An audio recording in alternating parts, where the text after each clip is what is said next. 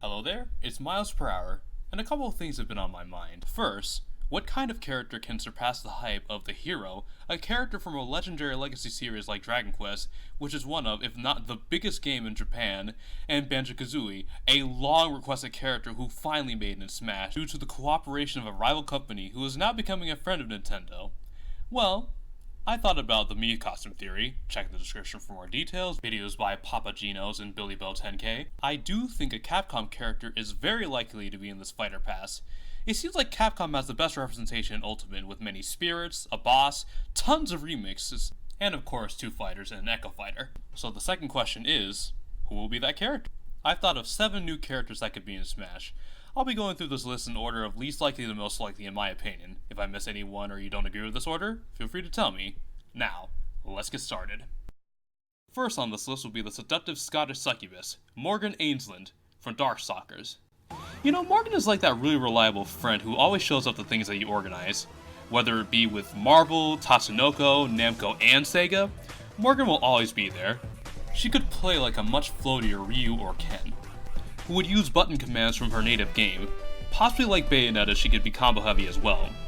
Speaking of Bayo, they might need to alter her design since Morgan's a bit on the racy side for this E10 game.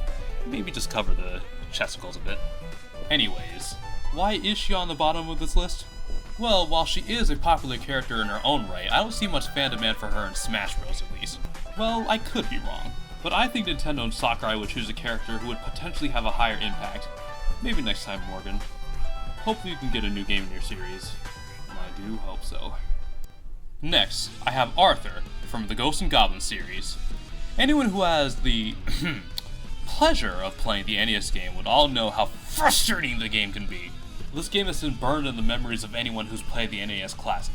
And Classic is right. This game has found its way on the NES Classic in the Switch Online library. Super Ghouls and Ghosts is on the Super NES Classic. I think Arthur would have a pretty obvious gimmick, that being with his armor. His specials would get progressively better with armor upgrades he could find in a match. I would also love to hear Ghosts and Goblins remixes in this game. Though much like Morgan, there isn't too much of a fan demand for Arthur, but Nintendo knows that this game is regarded as a hard classic. Number 5 goes to Monster Hunter. Right now we have Pokemon, Final Fantasy, and Dragon Quest and Smash, 3 of the highest grossing JRPGs. Maybe we can get number 4 in Super Smash Bros., that obviously being Monster Hunter. I wonder who number 5 is. Well, anyways, I think it's a little weird that we have Rathalos, but not a proper Monster Hunter. One could argue that Rathalos is more popular than any base character though. With that being said, if we were going to get a base Monster Hunter, we could get the one from Marvel vs. Capcom Infinite. She has a bunch of weapons, a great sword, dual blades, a bow, and other weapons made for hunting monsters.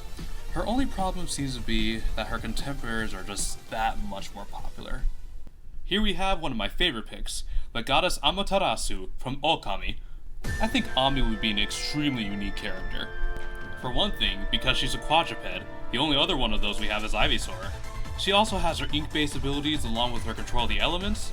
I would love to see the beauty of the world of Okami as a stage in Smash Bros, along with that music too. Her potential moveset and popularity are good indicators. Here's hoping to you, Ami. Am I biased? Phoenix Wright. I love this dude. The idea of playing as a lawyer in Smash, or maybe just in general, is just cool to me. I love playing as him in Ultimate Marvel 3. His moveset would be similar to what's found in that game. Maybe he could have a mechanic where he's building up a case during the fight. The more evidence he gets, the stronger he becomes. His forward smash or neutral B could be OBJECTION! Oh man, I love this idea. Only thing is, Ace Attorney games are a bit on the niche side, and the next 2 characters have a much bigger audience. The runner-up on this list will be Dante from Devil May Cry. Yeah, in one video I sounded like I didn't like the idea of him being in the base game, but what I gotta admit, he'd be a really cool character in Smash. He's already a pretty cool guy.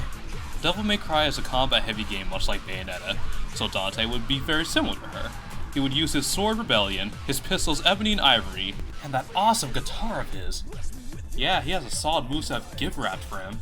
The fan demand seems to be alive as well. Devil May Cry 5 is hot, the first game is on the Switch. I think Dante is a strong contender, but there is someone else who I think could make the cut as well. And number 1 on my list goes to Leon Kennedy from Resident Evil. Something in my gut says that a Resident Evil character will be an Ultimate. Maybe it's because it's Capcom's highest grossing franchise and Nintendo has been pushing the series a bit. Leon himself is big due to Resident Evil 4 being often regarded as one of, if not the best GameCube game ever. Don't fret fans of the other Aria protagonists, because I think Leon would take cues from the hero, Bowser Jr. and Olimar, where their costume changes will be different characters. So Leon could become Chris I Punch Rocks Redfield, Jill Valentine, and Claire Redfield. So really the spot goes to all of them. They have many weapons in their arsenal. Guns, grenade launchers, flamethrowers, the works. Much like what Billy Bo 10K suggested, a trailer could be a sequel to the Belmont reveal trailer.